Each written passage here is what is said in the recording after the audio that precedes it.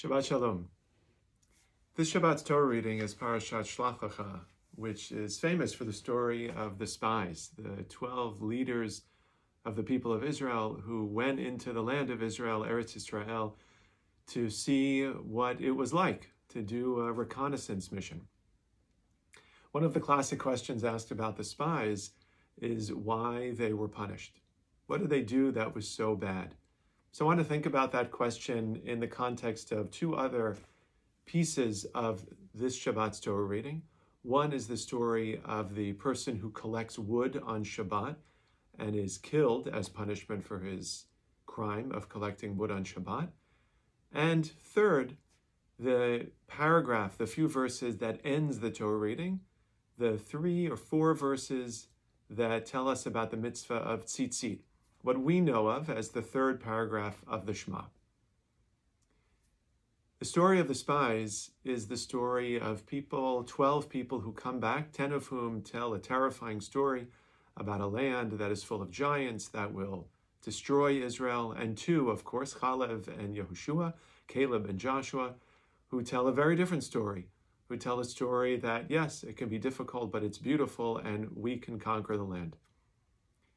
The spies, the 10 spies, of course, who speak out against going to Israel, who speak about their fears, they win over the people, and the spies and the rest of the generation, except for Caleb and Joshua, are destined to die in the desert because God is so disappointed in them.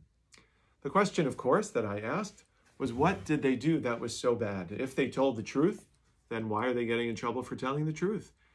If they were just afraid, why is being afraid so bad? What does that have to do with the person who collects wood? And what do both of those stories have to do with the story of tzitzit, with the story of the ritual fringes that are worn on our prayer shawls that some of us also wear under our regular clothing? I think the idea that connects them all, is being in the public eye.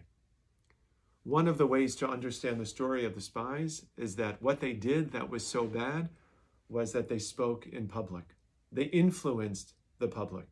They didn't even understand how strong their influence was until it was too late. That is the spies. The story of the person who collects wood on Shabbat. He didn't know that it wasn't allowed on Shabbat, and yet God said we had to come down very hard on that person and punish him with the ultimate punishment of death because everyone had to learn a lesson. All of Israel had to learn that you couldn't do that on Shabbat. If he had done it in private, if he had done it and no one knew, maybe that would have made a difference in his punishment, but he did it in public and everyone knew. What do those have to do with tzitzit? The mitzvah of tzitzit is that we should wear them so that we are constantly reminded about the mitzvot and that we are constantly reminded that we should be a holy people. Not that we are holy, but that we aspire to holiness. That's what tzitzit are all about.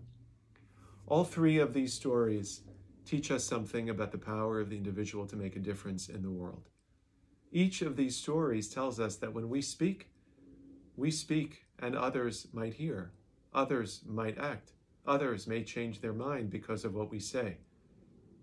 When we make a decision to do a certain mitzvah or to ignore that mitzvah and not do it, we might influence others without our knowledge, without knowing, without even wanting to influence others. The power of the individual to make a difference in influencing others, whether it's the story of the spies, whether it's the story of the mikoshesh etzim, the person who collects wood on Shabbat, or the rationale behind the need for tzitzit, the fringes, to remind us of the mitzvot, to remind us to be careful of our words, to remind us of what we are capable of doing in the world. They all come together to teach us a valuable lesson about our responsibility toward others and our responsibility to the community and to ourselves. Shabbat Shalom.